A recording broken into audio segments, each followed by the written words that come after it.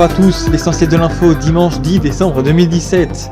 En accord avec mes conseillers et ministres régionaux, le gouvernement légitime de la communauté autonome de Minel proclame et instaure immédiatement l'état de Minel. C'est la déclaration chaude de Jérôme Paquette, président destitué de la région du Minel dont il a proclamé cet après-midi l'indépendance. Destitué depuis le 27 novembre dernier par le gouvernement du président Stéphane Echeverry avec l'accord du Parlement national, l'ancien candidat à la présidentielle avait déjà émis son opposition à une loi réglementaire sur le contrôle des armes à feu en refusant de l'appliquer dans sa région où il avait été élu président. C'est aujourd'hui un nouveau rebondissement dans la crise institutionnelle que connaît la Rada depuis déjà plusieurs mois. Pour l'instant, seul l'Akitu a annoncé reconnaître le Minel comme indépendant. Le Polaro et l'Union Finicielle ont eux dénoncé cette pseudo-déclaration d'indépendance d'une entité destituée sans aucune légitimité, selon les termes de Nathanaël Dallion. Le rallye avait, elle, proposé l'asile politique à Jérôme Paquette, ce dernier étant bientôt sous le joug d'une enquête de la justice aradienne pour rébellion. 80% de la ville de Cristal a été détruite à cause d'un mystérieux virus qui a détraqué les systèmes intégrés au bâtiment et contre lequel aucune solution n'a encore été trouvée. C'est ce que révèlent aujourd'hui les autorités du cas Anastide. Safix, du nom que lui ont donné les scientifiques, est un virus intelligent qui aurait en effet réussi à prendre le contrôle de la majeure partie des habitats de la capitale du pays avant de s'en prendre aux habitants grâce au système électronique, aux portes, aux volets, au réseau de chauffage. Dans ce pays où quasiment tout est automatisé, au moins 10 personnes auraient été tuées et un centre de recherche du gouvernement a été entièrement anéanti alors que ses ingénieurs travaillaient sur le virus. Cette très vaste cyberattaque a été revendiquée par un groupe terroriste aestasien nommé Les Réprouvés qui milite pour la réhabilitation de leur défunt pays, aujourd'hui remplacé par le Khan. Bien que les autorités ne communiquent presque pas à ce sujet, les experts internationaux ont précisé que le risque de propagation au reste du monde était faible, mais que Safix n'ayant été que désactivé par les cyberterroristes une fois que ces derniers ont reçu la rançon payée par le gouvernement, ils pourraient le réactiver à tout moment et que le danger reste malgré tout donc très présent. Pour ne prendre aucun risque, les autorités ont demandé à la destruction de tous les locaux infectés par le virus et de grands travaux de reconstruction de la ville ont d'ores et déjà commencé. Les sondages de données vainqueurs, c'est finalement bien l'impérialiste Deltan Alexander Zelevas qui s'est finalement imposé dimanche dernier face au fédéraliste Morgan Mobudik avec 61% des votes contre seulement 39% pour celui qui est encore aujourd'hui Premier ministre de l'Empire Deltan.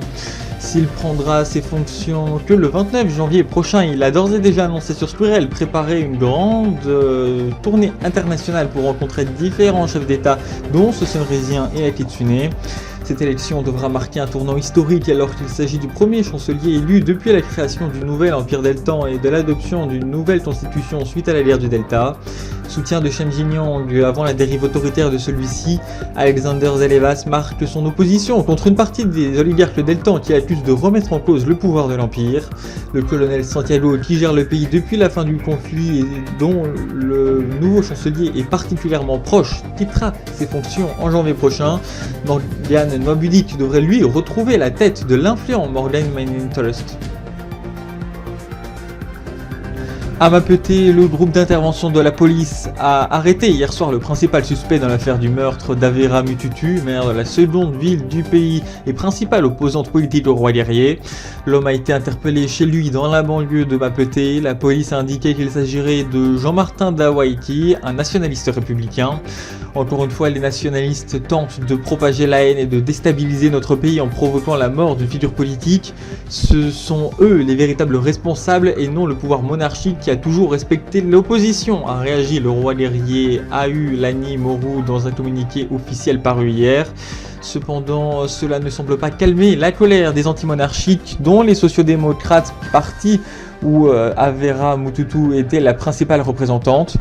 100 000 personnes ont défilé dans les rues de la capitale de Mapete pour dénoncer cet assassinat politique ainsi qu'une manipulation par les autorités de cet événement. Les autorités qui appellent à éviter les manifestations et toute forme de récupération politique et qui annoncent que d'autres opérations de police seront organisées dans les milieux nationalistes radicaux.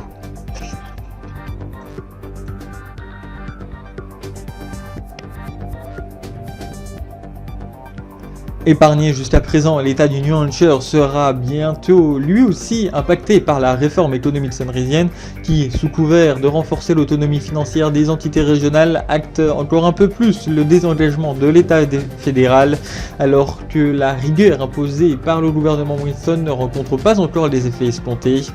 La région la plus pauvre du Sunrise, qui avait été conquise par le parti d'extrême gauche Front Populaire aux dernières élections régionales, envisagerait une sécession avec le reste du pays d'après les informations de Fox 1er. Se sentant abandonné par York, le président de la région pourrait essayer de se rapprocher d'avec la Rada ou du Polaro pour trouver une solution à la crise économique qui frappe l'État, avec notamment une chute des investissements qui devrait suivre l'application de la réforme Winston dans cet État. Et enfin, plus d'un an après la fin des Jeux Olympiques d'été de Ted en Mandelsi, le Comité international olympique a détaillé les nouvelles règles pour les futures Olympiades de l'été 2018.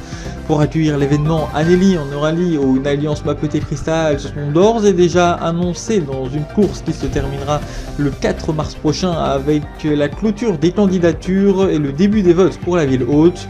Ces nouveaux jeux seront profondément remaniés par rapport aux précédents. Plus d'infos très prochainement. C'était l'essentiel de l'info de ce dimanche 10 décembre 2017. Bonne soirée sur notre antenne.